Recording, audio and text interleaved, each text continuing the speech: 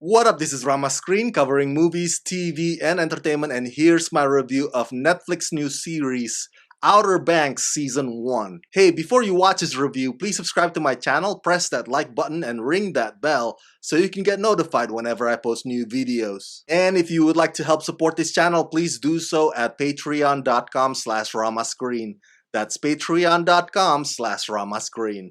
Let's rock this. First up, I would like to say thank you to Netflix for granting me the screeners to the entire 10 episodes of this new show, which I gotta admit is quite satisfying because most Netflix shows today come only in like 6 or 7 episodes. 10 or 13 is just the right amount for me. Oh, young adults stories. What are we gonna do with you? But hey, at least this doesn't have a battle to the death type of event with lethal obstacles that may the odds be ever in your divergent favor. Outer Banks is a young adult show for those of you fans of One Tree Hill and Indiana Jones. I know, it's an odd combination, right? But the treasure hunt on this show is actually quite thrilling, and the sexual tension among the characters is quite steamy. Honest to God, I binge watched the entire 10 hours or so total in just one sitting. That's how addictive this show is. Created by Shannon Burke, Jonas Pate, and Josh Pate,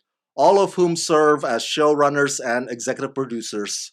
Outer Banks is a coming-of-age story that follows a tight-knit group of local teens called the Pogues in the beach vacation destination of the Outer Banks of North Carolina.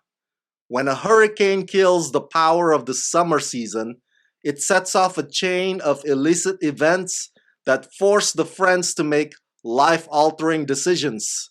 The search for their ringleader's missing father, forbidden romances, a high-stakes treasure hunt, and the escalating conflict between the Pogues and their rivals turn their summer into one filled with mystery and adventure they'll never forget. Starring Chase Stokes, Madeline Klein, Rudy Pankow, Jonathan Davis, Madison Bailey, and Charles Easton. Turns out there really is a region called Outer Banks, which is a string of barrier islands and spits off the coast of North Carolina and southeastern Virginia on the east coast of the United States. Okay, that's enough geography lesson for you. So just like in most young adult stories, there are two factions in Outer Banks. The Pogues are the low-income youngsters. They love to party, but they got no money. Well, one of them in the group, Kiara, is pretty well off, but she likes to hang out with the Pogues. The other faction is Cooks.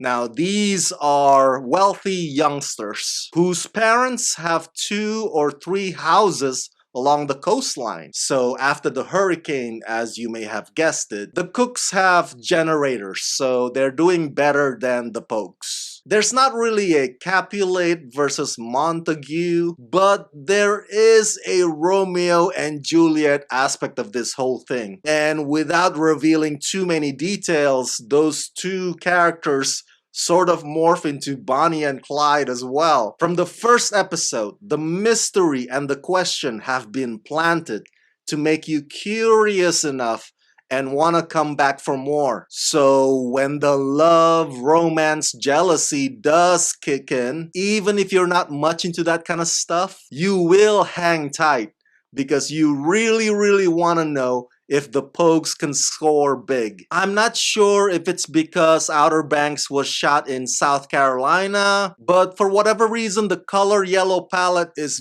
very strong, much stronger than whenever Breaking Bad shows Mexico in contrast with New Mexico. But it does give that vibe as if the environment is always humid, and thus all the people walk around in either bikinis or shirtless shorts. The performances of all the actors are what you can expect from this type of show. They're good looking, They're much older than the ages of their characters, but you don't mind it at all because they pass off just fine. As the episodes progress, more revelations surface and an antagonist comes to form, and that's when things really get intense. The last couple of episodes in particular really give our protagonists a run for their money. Some of the action sequences are also pretty well staged. By this point, you're so invested in the character's journey, you're begging for them to gain the upper hand, but the intricacies of their situation will not make it easy. I don't know what else to tell you.